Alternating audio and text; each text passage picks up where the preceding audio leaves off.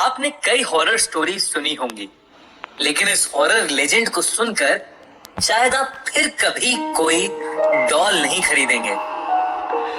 ये कहानी दुनिया के सबसे पॉपुलर हॉरर लेजेंड्स में से एक एनाबेल डॉल की सच्ची कहानी पर बेस्ड है।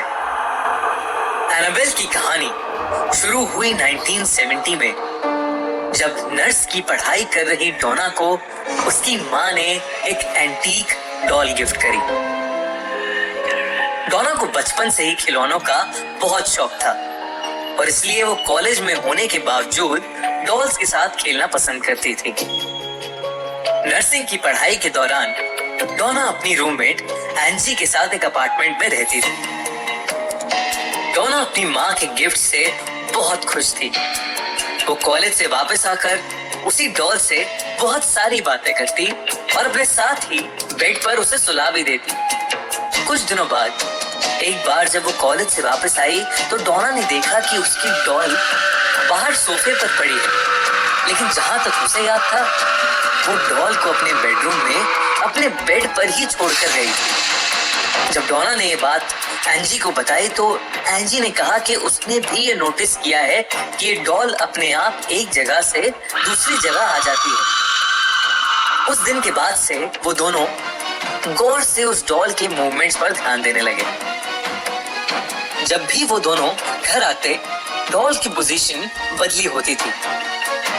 वो लोग कॉलेज जाने से पहले डॉल को किसी रूम में रखते और वापस आके देखते तो वो किसी और ही रूम में होती थी। धीरे धीरे ये चीजें बढ़ती गईं और कुछ दिनों बाद ये घटनाएं और भी डरावनी होने लगी। एक रात डोना डॉल को अपने रूम की चेयर पर रखकर अपने बेड पर सोने आ गई। देर रात उसे कुछ खिटपिट सी सुनाई दी, जिससे उसकी नींद टूट गई। जब उसने हल्की सी आंख खोली तो उसे ऐसा लगा जैसे उस डॉल ने अपनी गर्दन घुमाई। डोना को एकदम से उसकी घूरती हुई आंखों से बहुत डर लगा। वो तुरंत उठ खड़ी हुई और उस डॉल को बाहर सोफे पर रखकर वापस सोने आ गई। कुछ और दिन बीते और घर में ऐसी अनयूजुअल घटनाएं बढ़ने लगी। एक शाम जब डोना और एंजी कॉलेज से वापस आए तो उन्होंने देखा कि अपार्टमेंट के कॉरिडोर में बहुत सारे पेपर्स पड़े थे, जिस पर किसी बच्चे की हैंडराइटिंग में लिखा था हेल्प मी, और कॉरिडोर के एंड पर डोना की डॉल थी जो एंजी के रूम के दरवाजे से सटी हुई थी। वो दोनों पेपर्स पढ़कर काफी घबरा गए। डोना जब उस डॉल के पास गई तो उसकी आंखें फटी की फटी रह गईं। उस डॉल के चेहरे पर खून लगा हुआ था और उसके बाल खून से लथपथ थे। इस घटना के तुरंत बाद ही उन्होंने चर्च के एक प्रीस्ट को बुला लिया, जिसने बताया कि वो डॉल पोजेस्ड है, यानी उस डॉल के अंदर एक आत्मा है। जब उस प्रीस्ट ने उस आत्मा से बात करी तो उस आत्मा ने बताया कि वो एक 7 साल की बच्ची है जिसका नाम है एनाबेल हिगिंस, और उसकी मौत डोना और एंजी के अपार्टमेंट के नीचे एक रोड एक्सीडेंट में हुई थी। एनाबेल ने ये भी बताया कि वो डोना और एंजी के साथ सेफ फील करती है और वो उनके पास ही रहना चाहती है। डोना और एंजी को एनाबेल की कहानी सुनकर दुख हुआ और इसीलिए उन्होंने उसे अपने साथ रखने का डिसीजन लिया।